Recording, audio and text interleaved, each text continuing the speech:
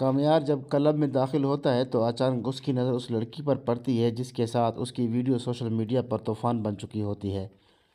غصے سے بے قابو ہو کر وہ اس کے سامنے آ کھڑا ہوتا ہے اور زوردار تھپڑ مار کر پوچھتا ہے کہ سچ سچ بتاؤ، یہ سب کس کے کہنے پر کیا؟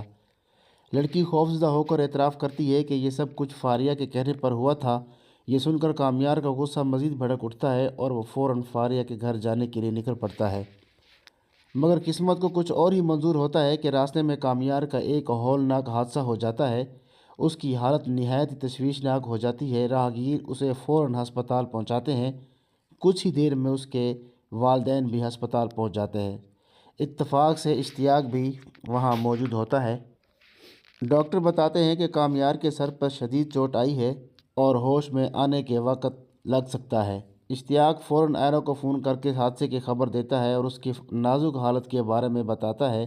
آئرہ فوراً ہسپتال آنے کا کہتی ہے مگر اسی لمحے عرفان صاحب اسے روک لیتے ہیں اور سخت لہجے میں کہتے ہیں کہ اب تمہارا اس شخص سے کوئی تعلق نہیں رہا، اسے بھول جاؤ۔ کچھ دیر بعد کامیار کو ہوش آ جاتا ہے۔ اشتیاق اس سے ملنے آ جاتا ہے۔ کامیار کمزور آواز میں پوچھتا ہے، آئرہ کیسی ہے؟ کیا وہ مجھ سے ملنے آئی؟ اشتیاق تلخی سے جواب دیتا ہے، وہ یہاں کیوں آئے گی؟ ہمیں لگا تھا کہ تم بدل چکے ہو مگر تم نے سب کچھ بھروسہ توڑ دیا ہے۔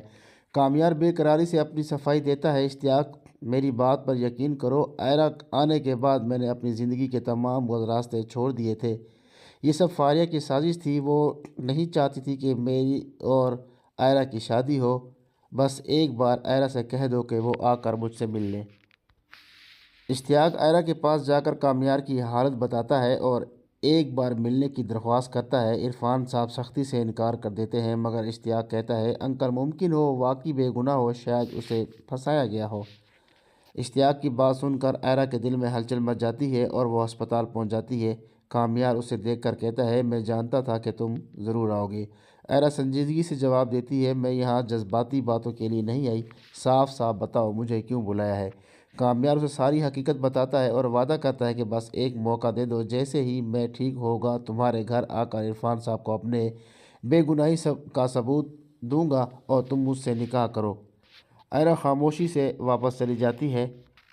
چند دن بعد کامیار کی طبیعت سنبھلتی ہے تو وہ مولوی صاحب کے ساتھ اپنے ساتھ لے کر آئرہ کے گھر پہنچ جاتا ہے مگر عرفان صاحب اسے سختی سے نکال دیتے ہیں۔ اسی وقت آئرہ سامنے آتی ہے اور کہتی ہے کہ کامیار اب بہت ہو چکا، بابا مجھے ملک سے باہر بھیجنا چاہتے ہیں اور میں ان کی مرضی کے خلاف نہیں جا سکتی۔ میں نے ایک بار تم پر اعتماد کر لیا تھا، اب نہیں۔ مایوس ہو کر کامیار وہاں سے چلا جاتا ہے۔ کچھ دن بعد آئرہ ایئرپورٹ کے لیے روانہ ہوتی ہے۔ اچانک کامیار فاریہ کے ساتھ وہاں پہنچ جاتا ہے۔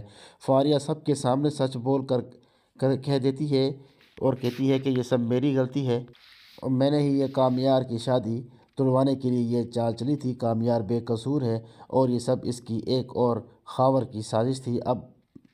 اب بالکل بھی ہماری غلطی ہے، ہم مانتے ہیں، تصدیق کر کہ تم ملک چھوڑ کے مت جاؤ۔ کامیار سچ کہہ رہا ہے۔ اب سوال یہ ہے، کیا آئرہ اور کامیار ایک بار پھر ایک ہو جائیں گے یا قسمت انہیں دوبارہ جدا کرے گی؟ اپنی رائے کمنٹ میں ضرور بتائیے گا۔ ویڈیو پسند آئی ہو تو لائک کریں، سبسکرائب کریں، بیل آئیکن کو ضرور پریس کر دیں۔